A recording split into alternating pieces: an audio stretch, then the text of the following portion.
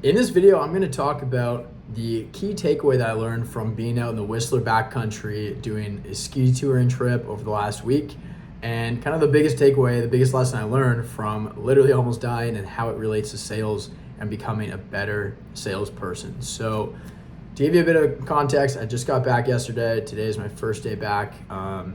Before lunch today, actually, a pretty solid morning. I had a couple sales calls.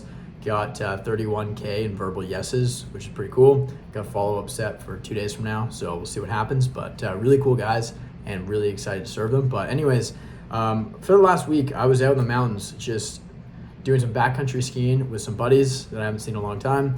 And we just sent some major objectives. If you don't follow me on Instagram already, pop over there and check out the Whistler 22 story highlight, and you'll see exactly what I mean.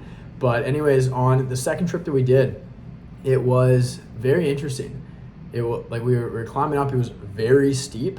We were climbing up with crampons over our ski boots and ice axes and digging in and basically pulling ourselves up.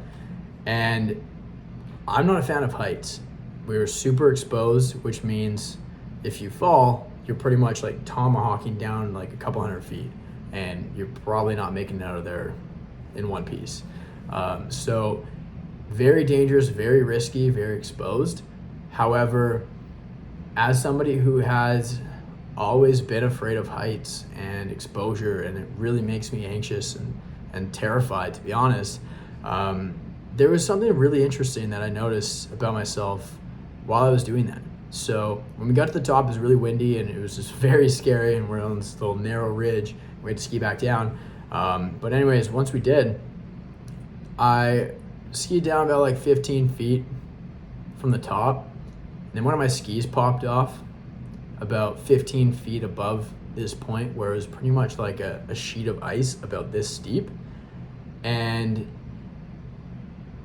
luckily I was able to catch myself, because if I didn't, I would have went tumbling down that super steep part where it was probably like 40 feet of ice, and I would have just tomahawked all the way down the hill, and I don't know if I would be here today. But anyways, so my ski popped off and I slipped and fell, and I started sliding down, and I was getting closer and closer to this ledge. It's basically a cliff. You can't really ski down, and I'll walk you through how I actually got down there. But anyways, I was going straight, and I saw this point right ahead of me, and it was just, the clock was ticking. I was going down. And anyways, I had composure in the heat of the moment, and I had the composure to grab my ski with my left hand, use my ice axe in my right to just dig into the snow, and then spun around and just held myself there, and was able to put my ski back on, and then kind of ski off to the side for a little bit of safety, essentially, before I had to pretty much just use the axe to basically ski down that ice cliff, if you will. But anyways, if this was me, if I was doing that 2 years ago, I probably would have kept going and literally fell down that cliff, because it wasn't something that I was used to, and that scared the shit out of me. Whereas now, because over the last few years, I have put myself in situations where I'm in a very high place, whether it's up in the mountains or something like that, and there's just extreme exposure, and you're in literally no fall zone. So if you fall, you probably die. And anyways, as a result of putting myself in that scenario over and over and over, my fear of heights, my fear of falling and dying, essentially, had kind of gone down a little bit. So when I was at the very top of that couloir, then 2 years ago, I would have been shaking in my boots. I don't know what I would have done. I probably would have had to call a helicopter to come get me out of there. But this time around, it was different. This time around, I felt comfortable, felt weirdly comfortable. And I had the confidence in my skiing abilities to get myself out of there. But also just, not only that, but my confidence in myself to get myself out of that situation and handle it and deal with it. and do what it takes to make it work. And that's exactly what I did. Now, how this relates to sales is it's kind of the same thing. Like when you're taking your first few sales calls, whether it's your first like 10, 20, 50, 100, you're probably going to be a little anxious. You're probably going to be pretty nervous. You're probably going to need to read a script and follow that framework, right? But then once you've taken literally hundreds of sales calls like I have at this point, it's just another day in the office, right? I get onto a sales call and I know exactly what to do. I know exactly what questions to ask. I don't have to look at a script. I don't have to look at anything. I just know exactly what to do in the heat of the moment. I don't really feel that anxious.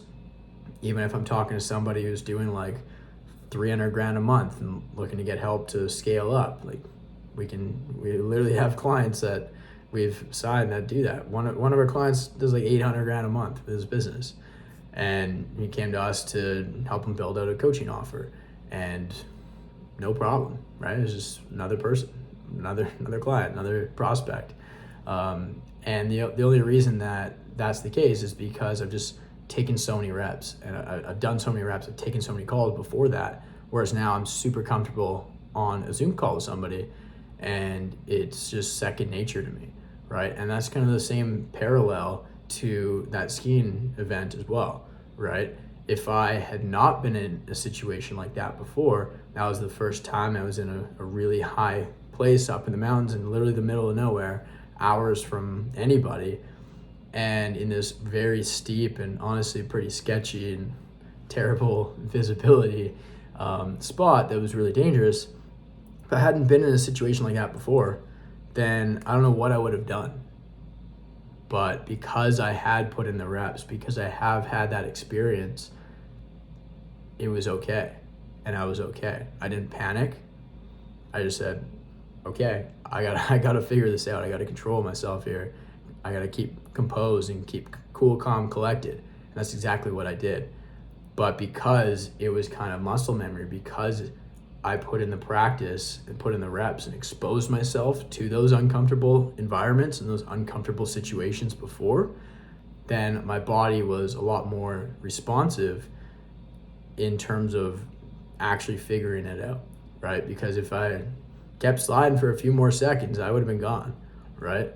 But because I knew I had the training, the experience to know what to do in that situation, I was able to save myself and stop myself at the axe, dig into the side of the mountain, and figure out how to put my other ski on, and then get down that really sketchy part too. So biggest takeaway from this that you can learn in sales is take as many sales calls as you can get your hands on, for real. Like in my first 6 months of sales, I didn't cancel a single call. I took literally as many calls as I could take, even if I knew there was like a 99.99% chance that this guy was not going to close. I still took it because it was free practice. It was a free rep. And I knew that when I would get that practice presenting that offer to somebody who I knew would not even be a great fit ever, then when I was actually onto a call with somebody who was a great fit, then I'd have that practice, I'd have those reps put in to be able to present the offer very comfortably, very confidently, very smoothly, and have that composure in the heat of the moment because I'd done it so many times before. So the biggest thing from this video is try to book as many calls as you can, take as many calls as you can, never cancel a single call until you've literally taken like over 1,000 sales calls. Then you probably kind of have a good idea of what you're doing. But until then, the only way to get better at something is to do more of that thing, to put yourself in that situation, put yourself in that environment more often. So that way, when you do happen to be in that environment, you know what to do and you can do it really well. So if you enjoyed this video, check out my Instagram and watch that story highlight, Whistler 22. It's super cool. It's super sick. We skied some pretty gnarly lines. But if you enjoyed this video and you thought this was a good lesson to take away, then hit the like button. Make sure to subscribe as well. I know a lot of you guys aren't subscribed. I don't know why. What the hell's wrong with you? But no, I'm just kidding. But for real though, If you're wanting to get better at sales, if you're wanting to get better at anything, really it kind of comes back to practice, right? Putting the reps in. The only way to get better and the only way to get stronger and to bench more weight is to spend more time under the bar, right? Do more reps, put more time in. And it's the exact same thing with sales. So anyways, I'll leave you with that, guys. Make sure go follow me on Instagram and let me know that you watched that story highlight because it's super cool. So anyways, I'll see you guys in the next video. Bye.